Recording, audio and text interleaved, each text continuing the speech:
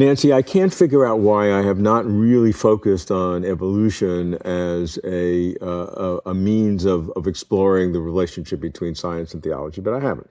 Now I'm starting to a degree, and I understand the issues. I've actually thought they were too simple on both sides. Cosmology is more interesting, but evolution has its own aspects. And one of the problems of dealing with evolution from a theological point of view is the enormity of suffering that sentient creatures have had to go through for hundreds of millions of years. From dinosaurs and before then, who knows how many hundreds of millions of creatures. And so as a believer in God, as a fervent believer, you have to embed that in your theological understanding of how evolution can be compatible with God, because God created evolution in your thinking to enable the development and diversity of life. Well, there are some quick answers to some rather facile objections. And for one thing, people object, how could there be a good God who created species that become extinct? Well, would you really like to have a Tyrannosaurus Rex waiting for you outside? Or wouldn't you like to see the Ebola virus go extinct and so forth? So I don't think it's evolution per se that raises the problem. And I have to think as a theologian in terms that go back to earlier centuries. And for about 1,400 years, as far as we know, there was an assumption or a philosophical notion, or whatever you'd want to call it, a worldview issue, that understood the world as a hierarchy of beings, with inorganic stuff at the bottom, plants, animals, humans, human souls, and then whatever divinities you've got. And so for Christians, that would be the angels and God. And theologians for years have distinguished between moral evil, human sin, and natural evil, which is the suffering caused by nature to humans and to other sentient beings, but still with not enough emphasis on the other sentient beings. When Augustine set out to explain why a universe that was originally created good would contain events like floods, tsunamis, plagues, famines, and so forth, his explanation was partly due to the fall, the sin of Adam. And so a lot of human suffering was deserved punishment. But how do you explain natural cataclysms? And his explanation was that some of the angels also fell, being free and mutable creatures. And because it was like a chain of command from God to the angels to the natural world, if you've got rebellious angels, it's like cutting out a level of the military command in the army.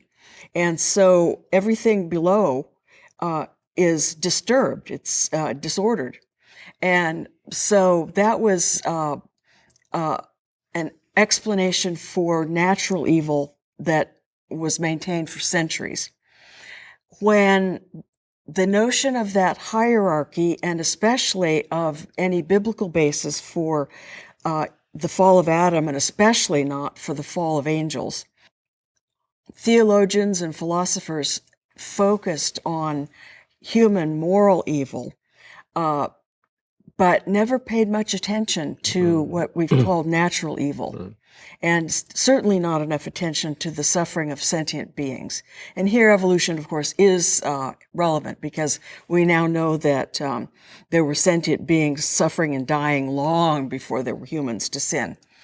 And so what I look at is not evolutionary theory, but the so-called fine-tuning of the cosmological constants that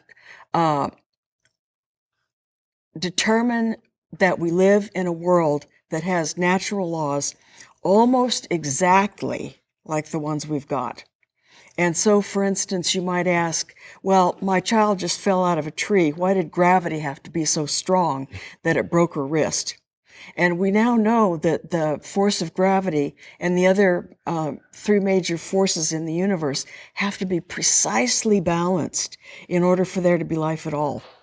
And so the laws of nature have to be almost exactly what they are. And when you ask, why are there earthquakes? Why are there tsunamis? Why are there deadly parasites? These things happen as a result of laws of nature and cause the suffering. But those laws had to be that way. So your claim is that the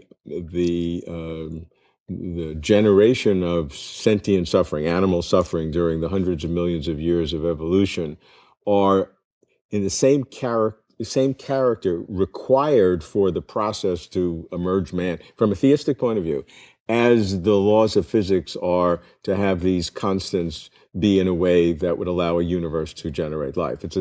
They're of the same character. Yeah. Is that right? The laws of nature have to be almost exactly the way they are.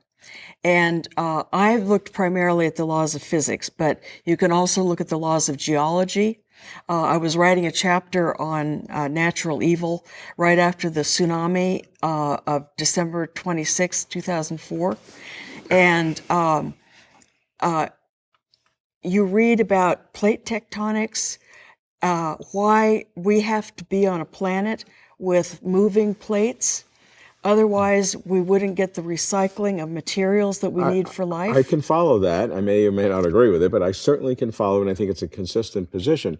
The question I'm asking is about evolution per se, which is the way that, if you believe God created the evolutionary process or enabled that, then you believe that God did that. So God did that with knowledge beforehand that hundreds and billions of creatures are going to be suffered in that process in order to generate. You have to believe that's the optimal way to do that. Well, I don't know that you could say that's the optimal way. I'm not sure how to answer that, but it's just obvious the way that God did it.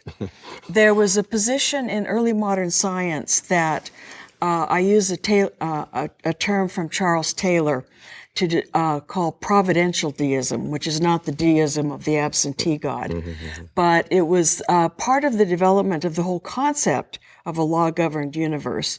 Just as the laws given to Moses for the Hebrews was a providential way of guiding and making a good life. Likewise, the emphasis in early modern science was on God's laws being his providential means of taking care of the universe as a whole, with more emphasis on taking care of the whole than on interventions to take care of particular individuals.